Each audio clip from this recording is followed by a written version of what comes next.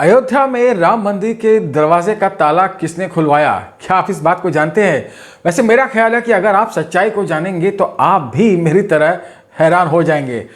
31 जुलाई को मैंने एक वीडियो रिलीज किया था जिसमें मैंने ये बताया था कि राम मंदिर भूमि पूजन से कांग्रेस क्यों परेशान हो गई है, क्योंकि उसे ये समझ में ही नहीं आ रहा है कि जिस मंदिर के निर्माण का वह इतने सालों से विरोध कर रही थी, अब अचानक वहां पर भूमि पूजन होने से जो पॉलिटिकल इक्वेशन डिसाइसिवली चेंज हो जाता है, उस बात का फायदा वह कैसे उठाए।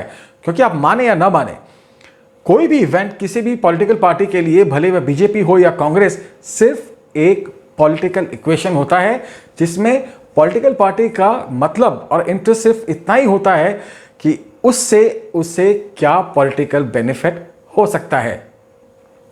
और इस सिचुएशन की एनालिसिस करने के बाद जो भी डिसीजन पॉलिटिकल पार्टी लेती है वह घुट्टी बना करके अपने अपने फॉलोअर्स को पिला देती है।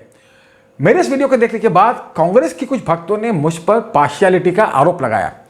किसी ने मुझे बीजेपी आईटी सेल का मेंबर बताया, तो किसी ने यह कहा कि भाई राम मंदिर के दरवाजे तो राजीव गांधी जी ने पहले ही खुलवा दिए थे, तो फिर आपने अपने वीडियो में इस बात का क्रेडिट उन्हें क्यों नहीं दिया? इसके दो कारण थे। पहला, पिछले 20-25 सालों की हिस्ट्री जब मैंने देखी तो मुझे इतने प्रूफ तो मिल ही गए थे कि कांग्रेस मंदिर निर्माण का विरोध कर रही थी।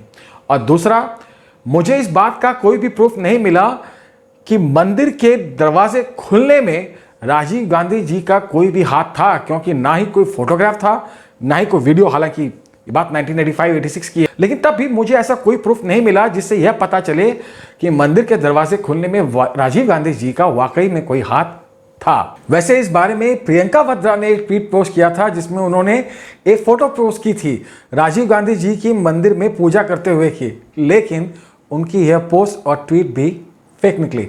और अब इस बात का पता चल गया है कि आखिर मंदिर के दरवाजे खुले कैसे और उसमें राजीव गांधी जी का कंट्रीब्यूशन कितना था। जानने के लिए वीडियो को अंत तक देखते रहिएगा, लेकिन पहले देखते हैं इस कंफर्मेशन को कि कांग्रेस मंदिर निर्माण से खुश इसलिए है क्योंकि आखिर दरवाजे तो राजीव गांधी जी ने खुलवाए थे।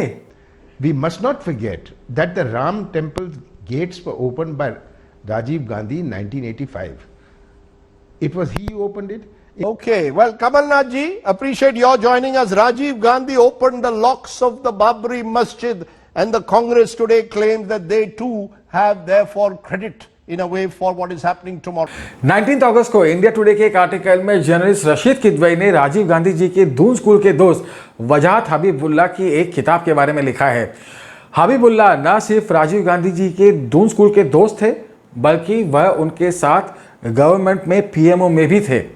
हबीबुल्ला ने अपनी book my years with Rajiv Gandhi triumph and tragedy में यह लिखा है कि जब उन्होंने राजीव गांधी जी से यह पूछा कि क्या उन्हें इस बात की जानकारी थी कि मंदिर के दरवाजे खुलने वाले हैं, तो राजीव गांधी जी ने इस बात का साफ और सटीक जवाब दिया कि उन्हें इस बात की कोई भी जानकारी नहीं थी।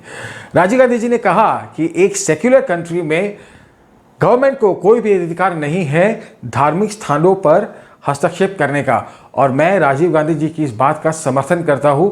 एक सेक्युलर कंट्री में पॉलिटिक्स और रिलीजन को दूर दूर रहना चाहिए। लेकिन वहीं पर एक सवाल यह भी उठता है कि जब शाहबानो के केस में इन्हीं राजीव गांधी जी ने सुप्रीम कोर्ट के ऑर्डर को चेंज कर दिया था, तो क्या उस समय धर्मनिरपेक्षता की डेफिनेशन बदल गई थी? खैर, जब हबीबुल्ला ने राजीव गांधी जी का यह जवाब सुना तो उन्होंने आश्चर्य से पूछा कि इतने बड़े देश के प्रधानमंत्री को यह कैसे नहीं पता कि इतना बड़ा डिसीजन लिया गया है। राजीव गांधी जी ने कहा कि उनके ख्याल से एक षड्यंत्र रचा गया था उनके कजन अरुण नेहरू ने और माखनलाल पोतेदार ने मिलकर। अरुण नेहरू ने तत्कालीन यूपी के मुख्यमंत्री वीर बहादुर सिंह जी से यह कहा कि राजीव गांधी जी यह चाहते थे कि मंदिर का दरवाजा खोल दिया जाए, और इसीलिए वीर बहादुर सिंह जी ने डिस्ट्रिक्ट मजिस्ट्रेट से ऑर्डर निकलवाया मंदिर का दरवाजा खोलने का, और ऑर्डर निकलने के 1 घंटे के अंदर मंदिर का दरवाजा खोल दिया गया।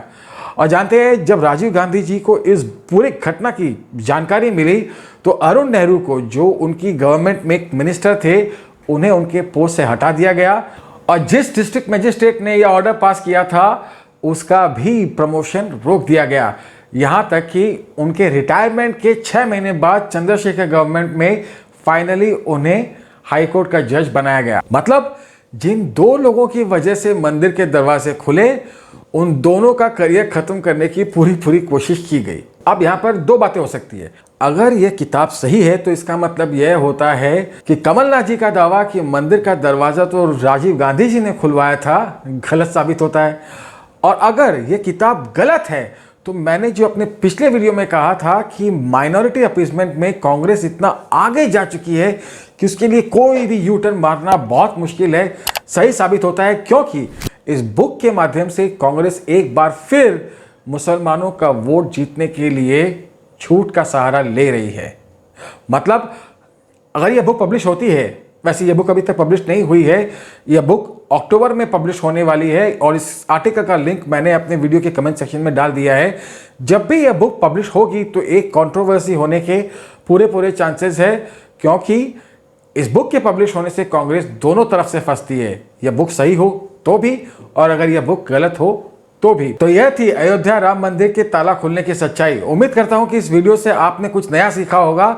अगर हाँ तो फिर एक थम्स अप तो बनता ही है। अगर आप इस सच्चाई को बाकी लोगों के साथ में पहुंचाना चाहते हैं तो वीडियो को ज़्यादा से ज़्यादा लोगों के साथ में शेयर करें।